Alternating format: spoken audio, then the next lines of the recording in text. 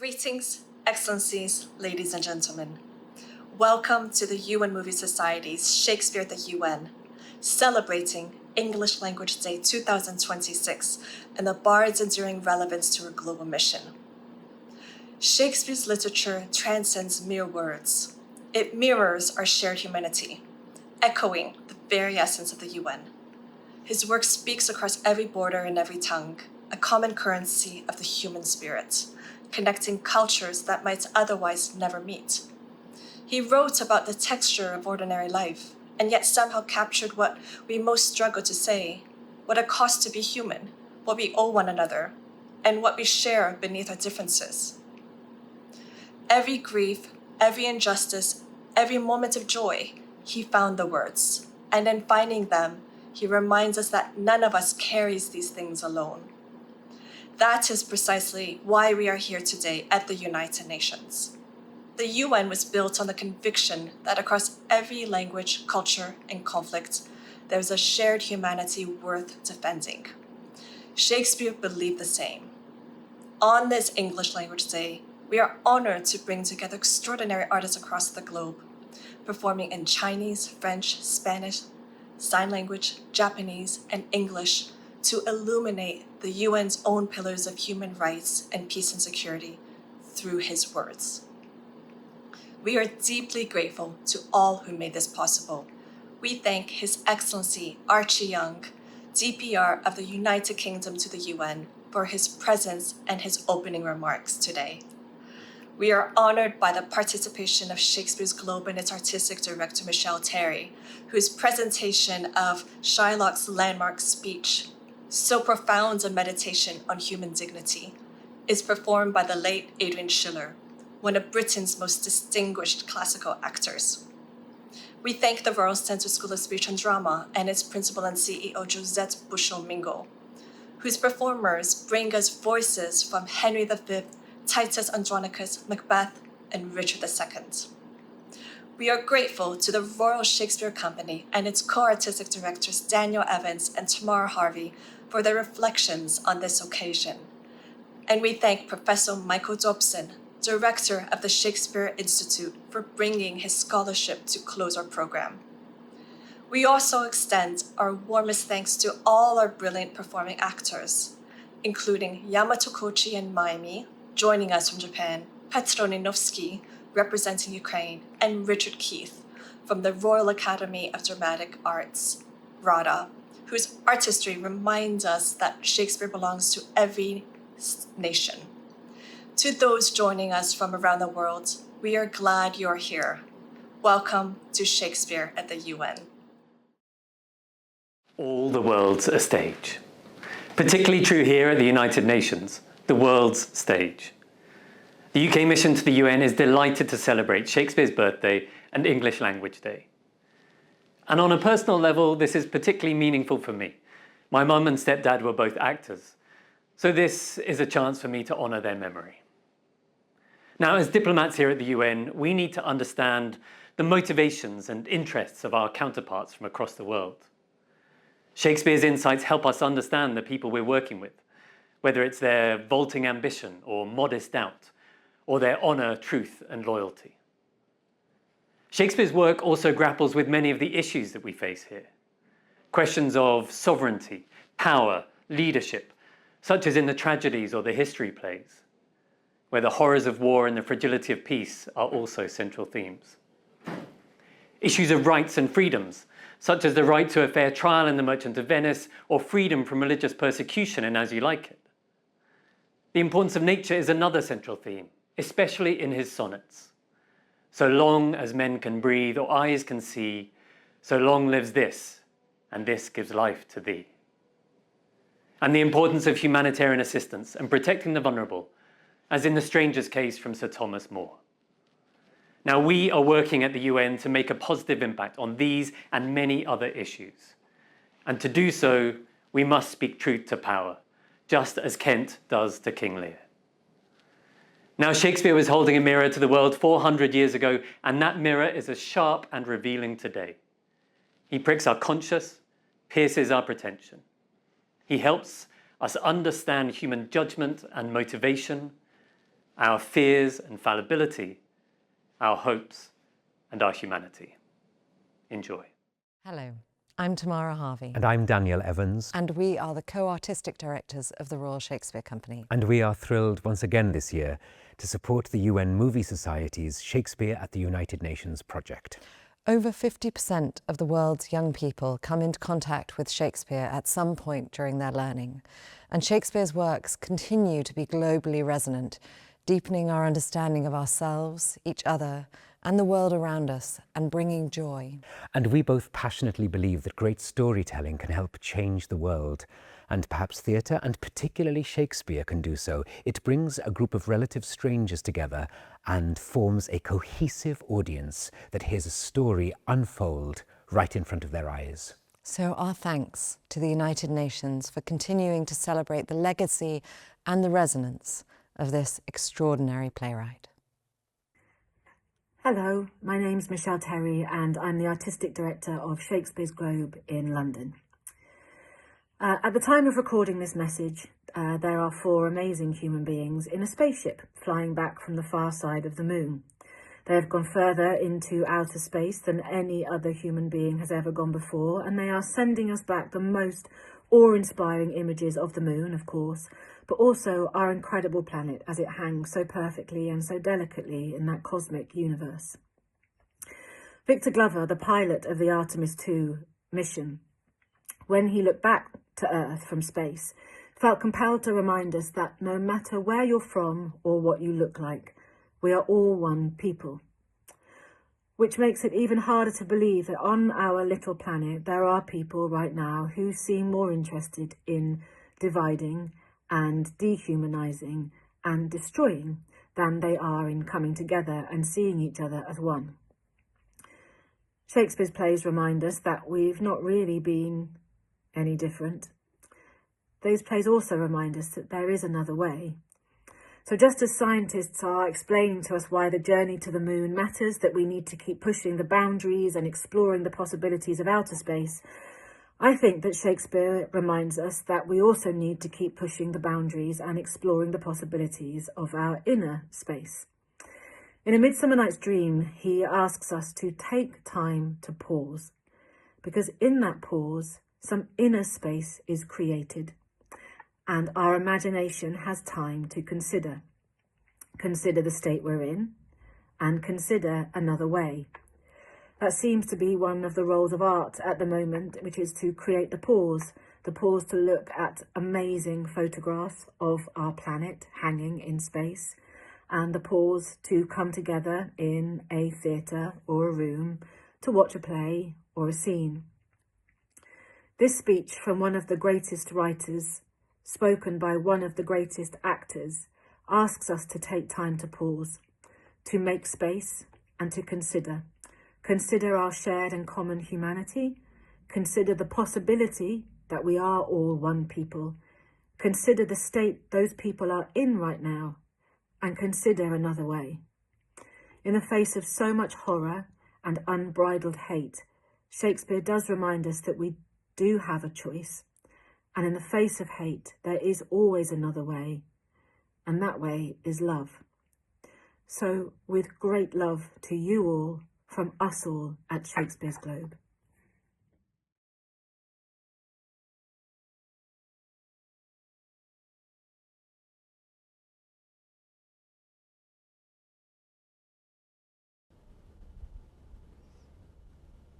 Hath not a Jew eyes?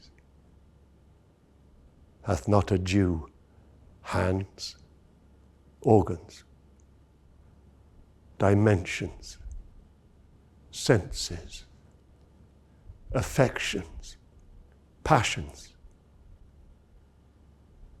fed with the same food, hurt with the same weapons, subject to the same diseases, healed by the same means, warmed and cooled by the same winter and summer as a Christian is.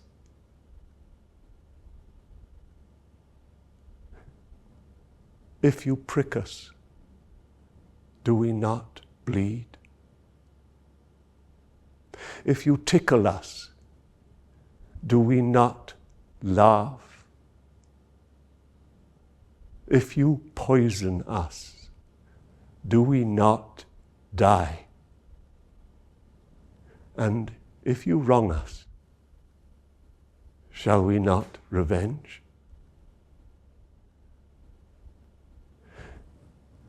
If we are like you in the rest, we shall resemble you in that. If a Jew wrong a Christian, what's his humility?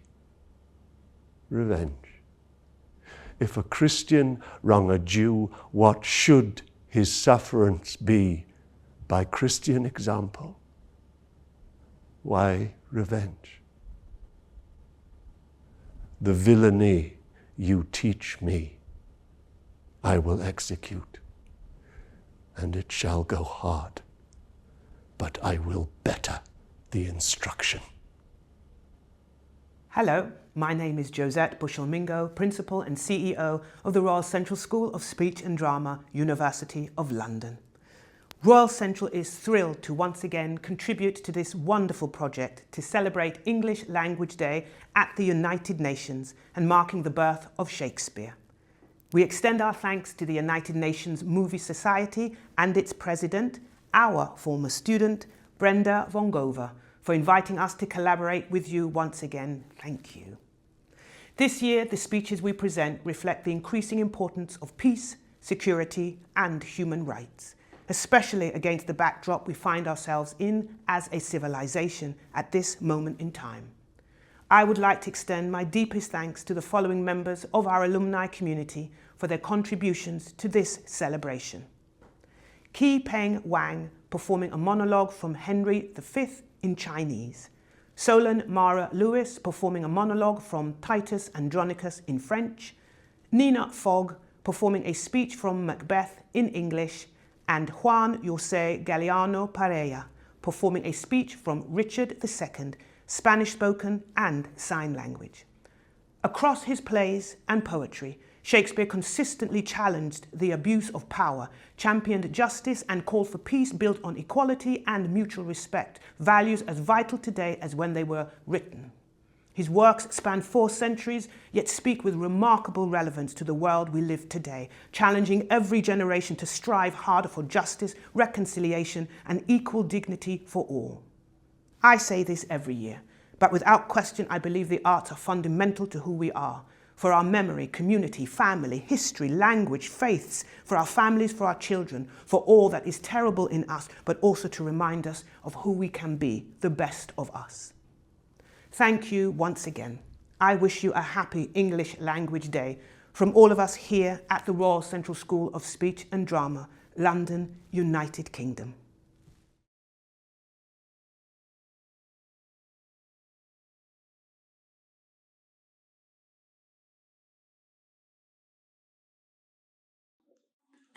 他年轻时候的行为完全看不出会有这样的变化。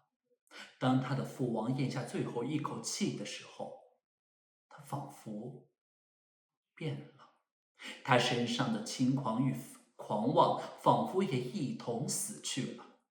就在那一瞬间，审时和夺势像天使一般降临，将他体内的犯错的亚当一同驱逐了出去，使他的身体仿佛成了一座乐园，容纳所有守护天上的灵魂。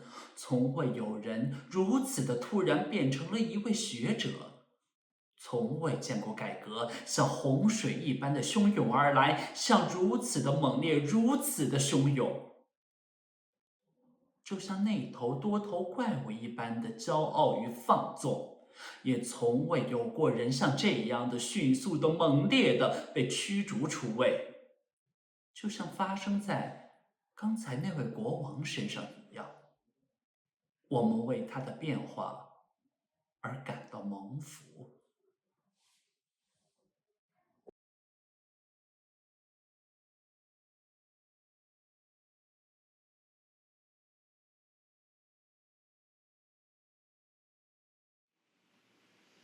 Écoutez, Romains, mes frères, nobles conquérants, Titus victorieux. Ayez pitié des larmes que je verse. Ce sont les larmes d'une mère pour son fils. Et si vos propres fils vous furent jamais chers, pensez que le mien m'est tout aussi précieux. Ne suffit-il pas que nous ayons été traînés jusqu'à Rome pour orner votre courroux, captifs sous votre joug? Faut-il encore que mes fils soient massacrés dans vos rues pour avoir combattu au nom de leur patrie? C'est combattre pour son roi et pour le bien commun, et vertu chez les vôtres. J'en ai une aussi chez les miens. Andronicus, ne tachez pas votre tombe de sang. Vous voulez vous rapprocher de la nature des dieux?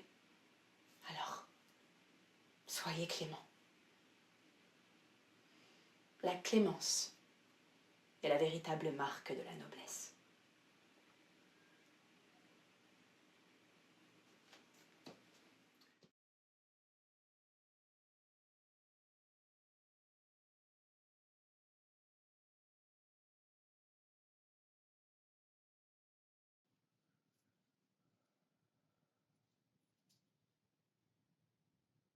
The raven himself is hoarse. That croaks the fatal entrance of Duncan. Under my battlements, calm you spirits that tend on mortal thoughts, unsex me here, and fill me from the crown to the toe, top full of direst cruelty. Make thick my blood, stop up the access and passage to remorse, that no compunctuous visitings of nature shake my fell purpose, nor keep peace between the effect and it. Come to my woman's breasts and take my milk for gall, you murdering ministers, wherever in your sightless substances you wait on nature's mischief.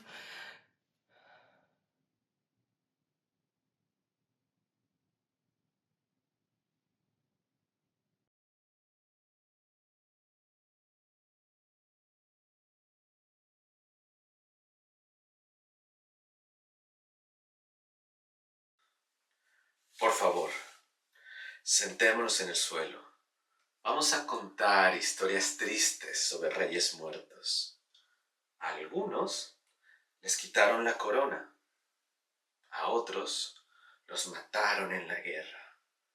A algunos los persiguen los fantasmas de aquellos quienes ellos mismos traicionaron. A otros los envenenaron sus esposas. A otros los mataron mientras dormían. Todos fueron asesinados, porque ahí, dentro de esa corona vacía que rodea la frente del rey, vive la muerte. Ahí se sienta esa figura burlona riéndose de su poder y de su orgullo. Los deja vivir un tiempo, un pequeño teatro para que jueguen a ser rey, sean temidos y maten con la mirada. Les llena la mente de orgullo y vanidad. Les hace creer que su cuerpo es de bronce, imposible de vencer.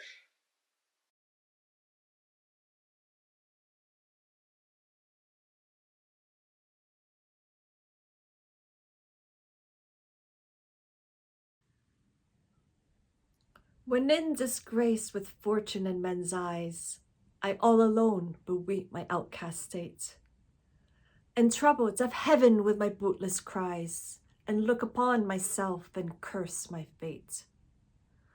Wishing me like to one more rich in hope, featured like him with friends possessed, desiring this man's art and that man's scope, with what I most enjoy contented least. Yet, in these thoughts, myself almost despising, happily I think on thee. And then my state, like to the lark at break of day arising, from sullen earth sings hymns at heaven's gate. For thy sweet love remembered such wealth brings, that then I scorn to change my state with kings.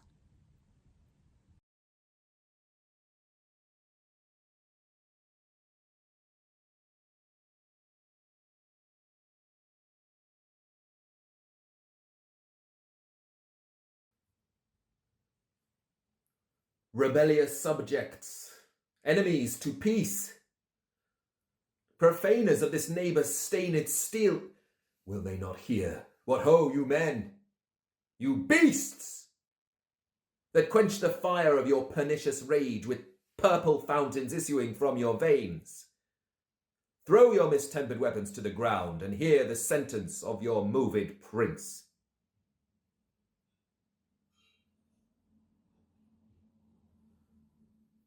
Three civil brawls, bred of an airy word by thee, old Capulet, and Montague, have thrice disturbed the quiet of our streets, and made Verona's ancient citizens cast by their grave beseeming ornaments, to wield old partisans in hands as old, cankered with peace, to part your cankered hate. If ever you disturb our streets again, your lives shall pay the forfeit of the peace. For this time all the rest depart away. You, Capulet, shall go along with me. And Montague, come you this afternoon to know our further pleasure in this case, to old Free Town, our common judgment place.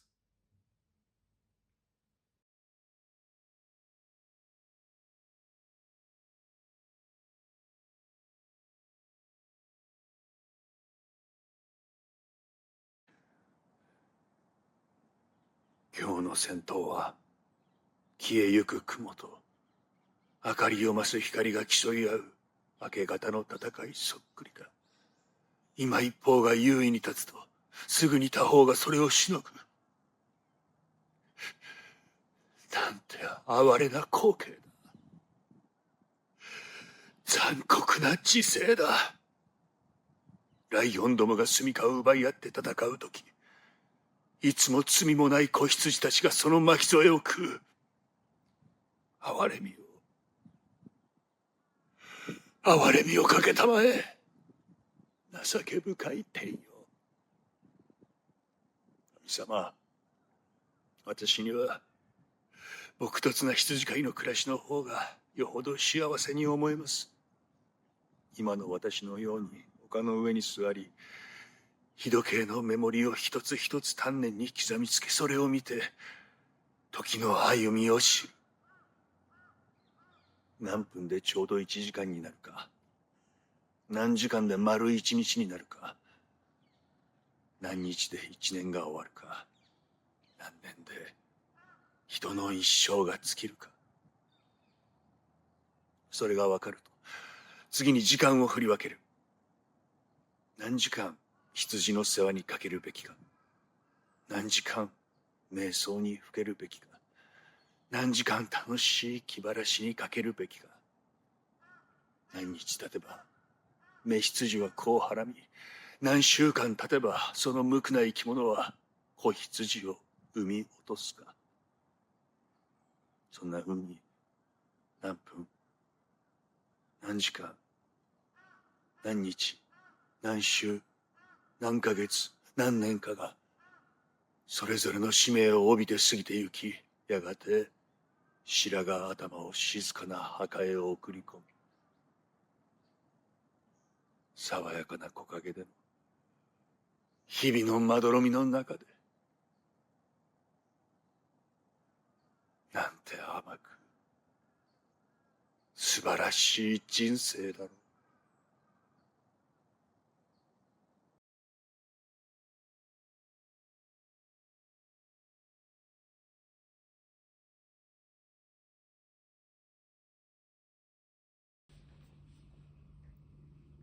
天国はジュリエットの住むここにある。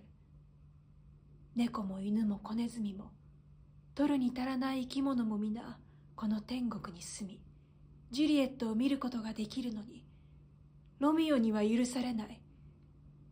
腐れ肉にたかるハエの方がロミオよりはるかに恵まれ、身分も高く優雅に暮らせる。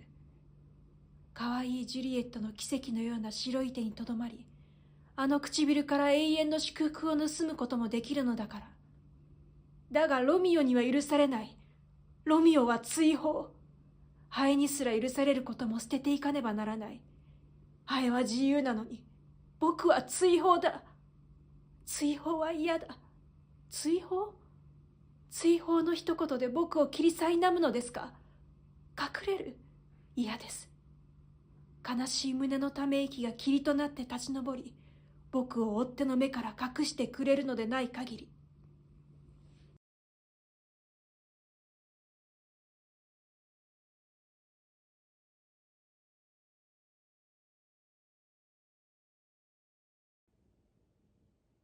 Come hither, you that would be combatants.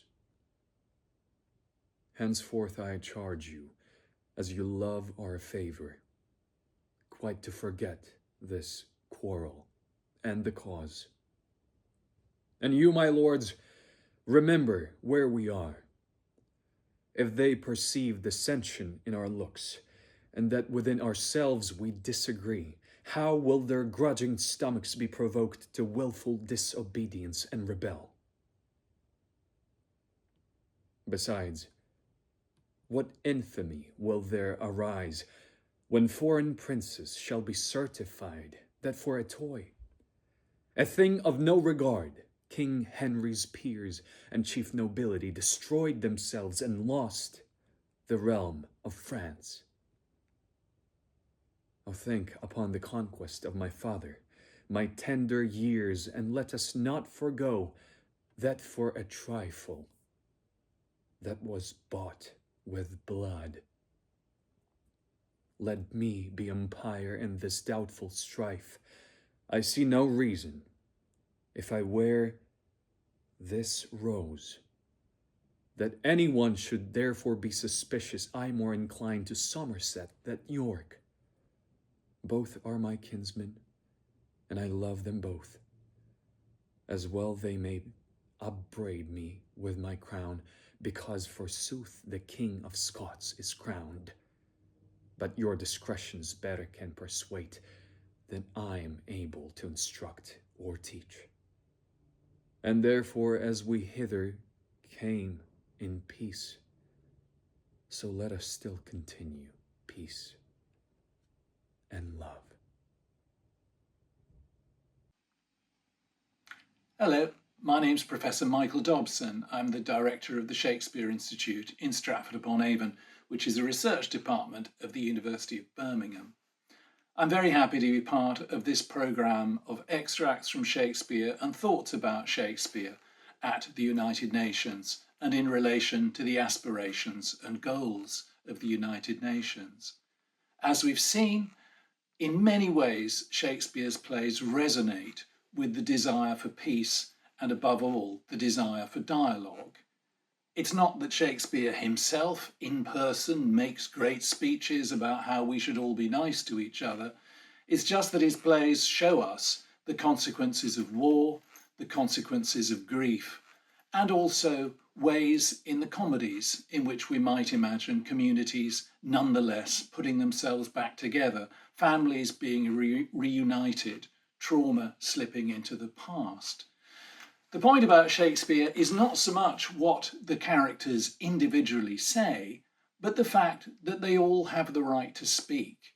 The fact that these plays between them show us about every possible way in which human beings engage with each other through language. In the dark times we're living in now, and I've seen myself the ways in which Shakespeare's plays are participating in wartime, where in Ukraine over the last 4 years, almost a quarter of all theatrical performances have been versions of Shakespeare plays. And to be among an audience full of people who are coping with bereavement and trying to imagine ways in which the world might be put right is an extraordinary privilege. In these dark times, we need more dialogue. We need more of the United Nations. We need more Shakespeare.